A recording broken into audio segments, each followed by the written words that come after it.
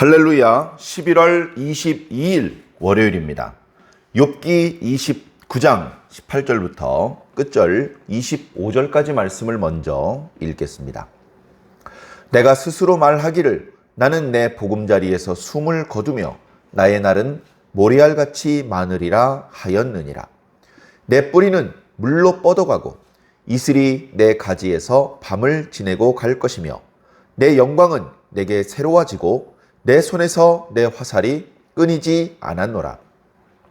무리는 내 말을 듣고 희망을 걸었으며 내가 가르칠 때에 잠잠하였노라. 내가 말한 후에는 그들이 말을 거듭하지 못하였나니 나의 말이 그들에게 스며들었음이라. 그들은 비를 기다리듯 나를 기다렸으며 봄비를 맞이하듯 입을 벌렸느니라. 그들이 의지 없을 때에 내가 미소하면 그들이 나의 얼굴빛을 무색하게 아니하였느니라. 내가 그들의 길을 택하여 주고 으뜸되는 자리에 앉았나니 왕이 군대 중에 있는 것과도 같았고 애곡하는 자를 위로하는 사람과도 같았느니라. 아멘. 네, 어제 묵상했던 말씀에 이어지는 내용들이죠. 어제 묵상했던 말씀에 하나님께서 다시 나의 전날과 같은 그런 지난 세월을 돌려주셨으면 좋겠다. 지난 세월에 나는 하나님과 관계가 좋았었다. 하나님은 나와 함께 하셨다. 하나님은 내 앞에 등불을 밝혀주셨다. 내 장막에 기름을 발라주셨다.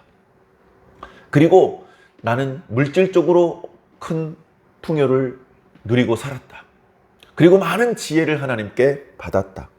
나는 하나님께서 주신 그 풍족한 물질과 그 지혜를 나 자신만을 위해서 쓰지 않고 이웃들을 위해서, 특별히 약자들을 위해서 적극적으로 썼다. 가난한 자들을 도와주었고 억울한 자의 송사를 맡아주었다. 그 결과 많은 사람들이 나를 두려워했고 존경했다. 성문에 나가면 사람들이 나를 위해서 자리를 마련해 주었고 내가 말을 시작하면 사람들이 모두 다 하던 그 말을 멈추고 내 말을 경청해 주었다. 내가 이렇게 하나님과 좋은 관계를 유지하면서 하나님께 받은 그런 물질적인 어떤 지혜와 같은 그런 은사를 나를 위해서 쓰지 않고 하나님의 뜻대로 사용했기 때문에 나는 내 행동의 결과로 복을 누리게 될 것이라고 믿었다. 그런 내용이 오늘 말씀이죠.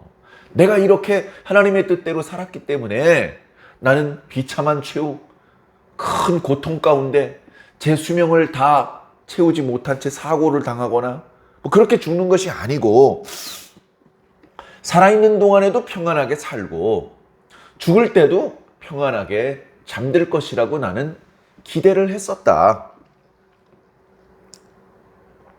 그렇게 말을 했습니다. 그리고 내 수명은 길 것이다. 그렇게 기대를 했었다. 19절에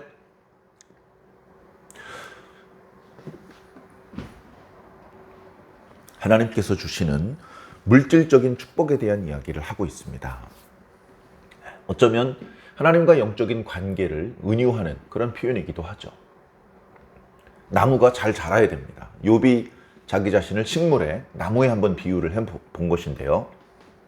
나무가 잘 자라려면 간단합니다. 물이 충분히 공급되어야 돼요. 그래서 뿌리가 수분이 충분한 곳을 향하여 뻗어나가야 됩니다. 우리가 흔히 하는 말로 시냇가에 심겨진 나무는 좀 가물어도 걱정이 없어요. 하늘에서 내리는 비를 기다리지 않아도, 그것이 부족하더라도 옆에 개울이 마르지 않고 끊임없이 그 나무 뿌리를 위해서 수분을 공급해 주기 때문에 바람이 좀 불고 햇볕이 좀 장렬하고 비가 좀 뜸하게 와도 걱정이 없는 것입니다. 욥은 고백하는 것이죠. 내가 누리는 모든 종류의 축복은 하나님과의 관계 때문이다. 나는 그 하나님을 향해서 뿌리를 뻗고 있다. 그런 의미도 되고, 그런 하나님과의 원만한 관계 덕분에 나는 물질적으로도 풍요로운 삶을 살게 되었다. 그렇게 고백을 하는 것이죠. 보통 그렇게 안 합니다. 부자가 되면 다른 사람이 자기가 가진 그 소유에 대해서 욕심을 품고 또 질투하게 되고 그럴까봐 자기가 많이 가진 것을 숨깁니다. 내가 많이 가지고 있다는 것을 숨깁니다. 그리고 그것이 드러나게 되면 건드리지 마. 이건 내가 노력해서 얻은 거야. 뭐 이제 이런 식으로 다른 사람이 넘보지 못하게 만들려고 그런 말을 합니다. 근데 욥은 말합니다. 분명히 욥의 노력이 들어있을 텐데도 불구하고 그런 말은 하지 않고 이건 다 하나님께서 주신 거야. 이건 다 하나님 덕분에 내가 얻게 되고 누리게 된 거야. 라고 말을 하고 있는 것이죠. 이어지는 말씀도 마찬가지입니다. 20절에 내 영광은 내게 새로워지고 내 손에서 내 화살이 끊이지 않았다. 이 활은요, 힘을 상징합니다. 힘. 젊은이의 힘. 그래서 늙으면 이 활의 탄력을 잃고요. 그 활을 이렇게 당겨서 매놓은 화살 그 줄이 느슨해지거나 늘어나거나 아니면 탄력이 없어서 끊어져 버립니다. 결국은 쓸모가 없어져 버리는 것이죠. 그런데 나는 제법 이렇게 나이가 먹었는데도 불구하고 내 몸의 활력이 마치 저 강력하게 잡아당겨 묶여진 저 활처럼 강하다. 그런 활력을 하나님께서 나한테 주셨다. 욥이 누리고 있는 축복은요, 거의 샬롬입니다. 샬롬. 물질의 풍요, 육체의 건강, 마음의 평안, 영적인 구원, 욥이 누리지 못하는 샬롬이 어디 있습니까? 이보다 더 바랄 수 있는 것이 뭐가 있겠습니까? 우리는 물질의 풍요, 그거면 된다. 하도 없이 살다 보니까 좀 돈 좀 많이 벌었으면 좋겠다. 부자가 좀 돼봤으면 좋겠다. 그런 생각만 합니다. 그것만 가지면 모든 문제가 해결될 것 같습니다. 그런데 그것만 가지고 인간이 진정으로 행복해지지 않아요. 직접 그런 상황이 되어보지 못해도 그런 상황이 되었는데도 불구하고 행복하지 못한 사람들의 이야기를 굳이 들어보지 않아도 인간이 행복한데 돈이 다 되는 게 아닙니다. 흔히 하는 말이 있지 않습니까? 돈을 주고 집은 살 수 있지만 가정은 살 수 없다. 사람을 행복하게 하는 건 집도 필요하지만 가정이 있어야 됩니다. 넓은 집, 고래된 것 같은 집, 100평, 200평짜리 집 청소하기만 힘들죠. 거기에 가족이 한 명도 없이 나 혼자 그걸 어떻게 다 씁니까? 차라리 반자촌의 원룸 같은데 많은 식구들이 바글바글하게 누워서 자더라도 거기서 깔깔거리고 웃는 것이 더 행복한 것입니다. 하나님께서 주시는 축복은 참 그래서 소중합니다. 우리에게 필요한 것을 주시거든요. 물질적인 거 필요한 거 아십니다. 하나님은 영이시니까 우리 사람들의 사정은 잘 모르실 것이다. 더 잘 아시죠. 특히 예수님께서 우리와 똑같은 육체를 입고 계셨었는데 우리가 어떤 것이 부족하고 무엇가 필요하고 어떤 약점을 가지고 다 알고 계십니다. 우리에게 가장 적절하게 도움을 베풀어 주실 수 있는 분이신 것이죠. 자, 21절 이하의 말씀, 과거에 하나님의 뜻대로 살았을 때의 욥의 모습을 또 부분적으로 회상하고 있습니다.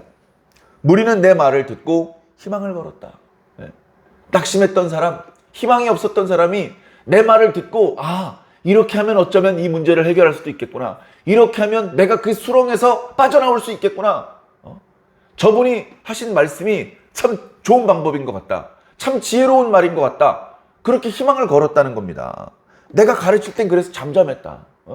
야, 조용히 있어봐. 지금 정말로 나한테 필요한 말씀을 하시는 것 같아. 하면서 자기 말을 멈추었다.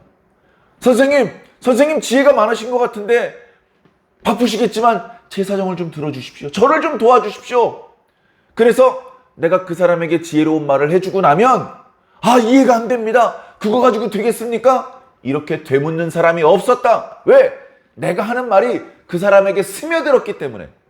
난 딱 한 번 설명했는데 그 사람이 정확히 알아들을 수 있게 말했기 때문에, 그렇게 말할 수 있는 지혜를 하나님께서 주셨기 때문에 그 사람은 또다시 반문하지 않았다. 그래서 내가 그렇게 지혜롭게 말을 잘해주니까 23절에 사람들은 비를 기다리듯 나를 기다렸다. 내가 대답해 주기를, 내가 지혜로운 그 답변을 해 주기를 사람들은 마치 비를 기다리듯 기다렸다. 이스라엘 지역은 비가 뜸한 지역입니다. 그래서 사람들은 비를 기다립니다. 이른 비와 늦은 비가 정기적으로 적당량 내려주어야 그 지역에 맞는 그 농업을 할 수 있었습니다.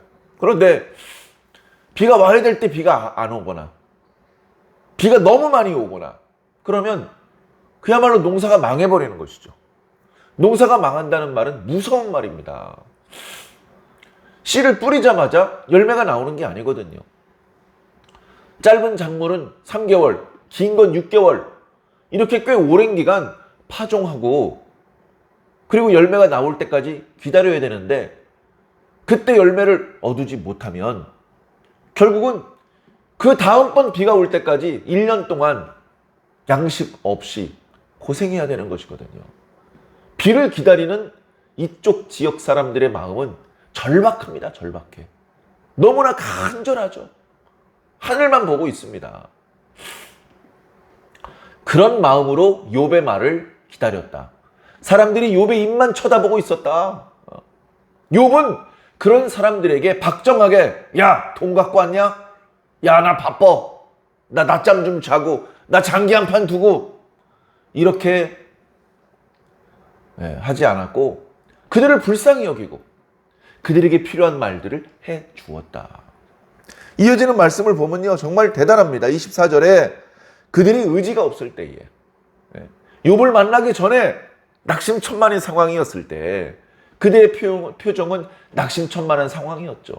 그런데 그 사람을 향해서 욥이 미소를 짓습니다. 그러면 보통 사람이 그런 식으로 행동을 한다면, 야, 기분 나쁘게 왜 웃어? 내가 이렇게 고생하니까 넌 기분이 좋냐? 하면서 시비가 붙을 수도 있습니다. 그러나 그렇게 환하게 미소를 짓는 것이 욥이라는 것을 알아채고 나면, 아, 욥 선생님이 웃는 걸 보니까 나에게도 방법이 있나 보다. 저 욥 선생님이 나에게 필요한 지혜의 이야기를 해주시면 내가 어쩌면 이 낙심천만한 상황에서 빠져나올 수도 있나 보다 하면서 낙심했던 마음을 추스리고 욥에게 도움을 청하게 되었다는 것이죠. 욥이 낙심한 사람 옆에 가서 씩 웃으면 사람들이 불쾌하게 생각하지 않고 고맙게 생각하고, 오히려 욥의 미소를 보면서 아, 나도 가능성이 있나 보다, 그런 희망을 품게 되었다는 것이죠. 낙심한 상황 속에서 위로를 받게 되었다는 것이죠. 그런 욥이 아직 지혜로운 말을 해주기도 전에 미소를 짓는 것만으로도 사람들의 마음에 위로를 끼칠 수 있는 그런 것은 마치 아버지가 자녀를, 또 왕이 백성들을 얼굴로만 바라보아도 그들에게 용기를 주고 위로를 줄 수 있는 것과 방불한 정도였다. 그렇게 말을 하고 있습니다. 25절에 내가 그들의 길을 택하여 주었고 으뜸드는 자리에 앉았으며 왕이 군대 중에 있는 것 같았고 권위가 있는 그런 모습이었고 애곡하는 자를 위로하는 사람과 같았도다. 마지막에 애곡하는 것은 누군가 돌아가셨을 때, 사랑하는 사람, 가족 중에 누가 돌아가셨을 때 애곡하죠. 슬프죠. 그 몇 마디 위로한다고 눈물이 쉽게 그쳐지지 않습니다. 그런 상황에 여러 말로 애곡하지 않고 그냥 얼굴만 비추어 주었는데도, 그랬는데도 위로가 되고, 그랬는데도 마음이 추스려질 수 있는 그런 권위가 욥에게 있었다. 거꾸로 말하면 욥이 이렇게 그저 범죄를 저지르지 않은 정도가 아니라 하나님께서 아주 기뻐하실 행동을 많이 했습니다. 하나님께서 좋아하시는 일을 많이 했어요. 하나님께서 주신 그 많은 돈, 그 지혜를 사적으로 자기 자신의 이득을 위해서 쓰지 않고 자기가 속한 공동체 사람들, 특별히 약한 사람들을 위해서 아낌없이 그 재능을 사용했어요. 하나님께서 얼마나 기뻐하셨을까요? 욥은 자신의 사명에 충실했습니다. 이렇게 진실되게 살았기 때문에 잘 알지도 못하면서 욕을 정죄하고, 야, 너 죄인이잖아. 너 가난한 사람들 압박했지, 너. 너 보니까 물질에 대한 탐욕이 문제야, 너. 너 얼마나 탐욕을 부렸으면 하나님께서 이렇게 저주를 내렸겠니? 이렇게 친구들이 이야기했을 때 그 이야기를 한 토막이라도 받아들일 수 없었던 것입니다.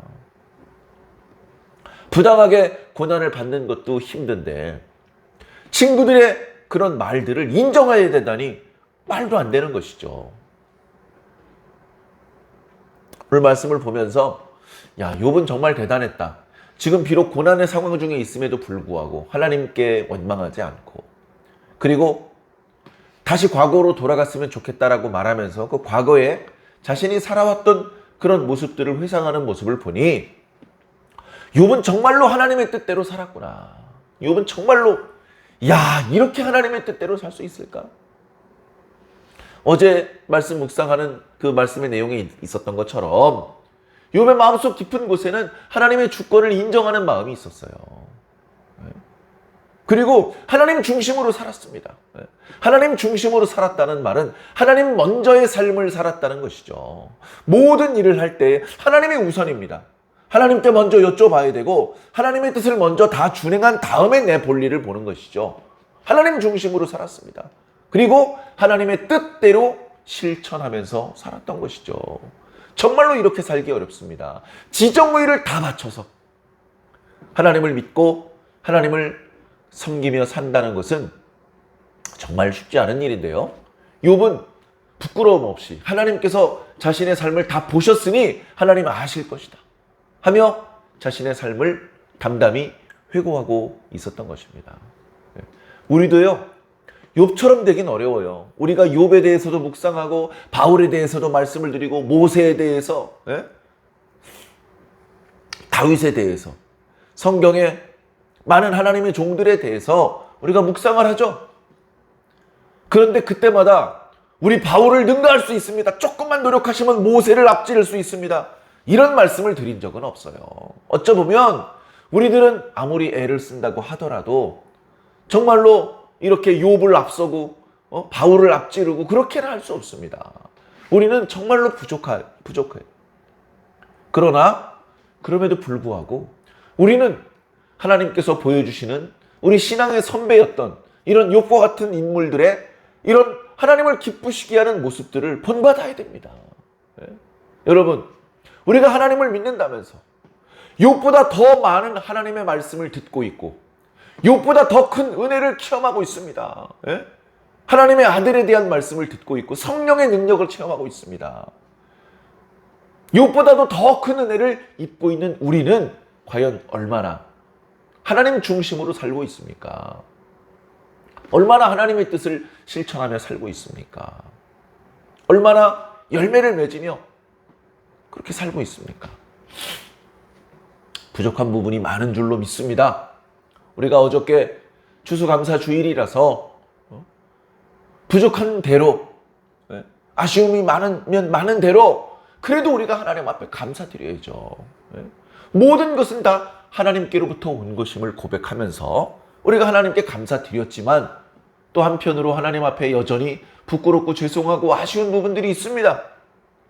하나님이 더 안 채워주셔서 아쉬운 게 아니라 내가 하나님의 은혜에 맞는 멋진 모습을 보여드리지 못하는 아쉬움들이 있는 것이죠. 그런 부분에 대해서 시간이 그렇게 많지 않습니다만 올해가 저무는 데까지는 이제 불과 한 달하고 열흘도 채 남지 않았습니다만 이 남겨진 기간 동안에 마음을 다해서 기도하면서 하루하루를 의미 있게 단 한 가지라도 어제 하지 못했던 하나님의 뜻을 실천할 수 있는 저와 여러분들이 된다면 보람 있지 않을까, 하나님을 조금이라도 더 기쁘시게 해드릴 수 있지 않을까 생각합니다. 날씨가 부쩍 추워졌습니다. 더 추워지기 전에 대비할 것들을 대비하시고 특별히 우리들의 마음과 우리들의 영혼의 문제에 대해서 더 관심을 가지시고 하나님의 날을 준비해 주시기를 주님 이름으로 간절히 부탁을 드립니다. 아멘.